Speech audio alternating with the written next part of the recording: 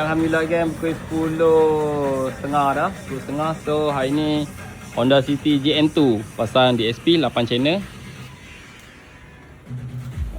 Kena proses lah tukar DSP.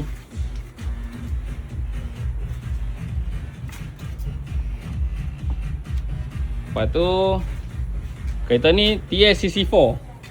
Pening kepala tengok dia punya wire pun lain. TSCC4 punya wire. Kau tengah duk buat lah ni. Nak tengah sambung. Proses lah. Memang gila. Tengok kamera dia. TSCC4 main kamera.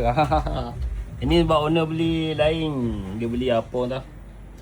Ada apa dia orang tak ada sistem untuk model ni.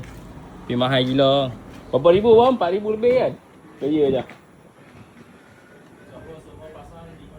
Wah, dekat 5,000 kan. Memang mahal. Okey. Okey, kereta ni pula nak tukar ni lah.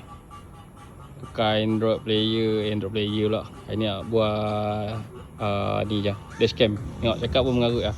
So, thank you yang mana yang support kita. Yang berminat dengan Android player, yang berminat dengan DSP, boleh roger. Assalamualaikum.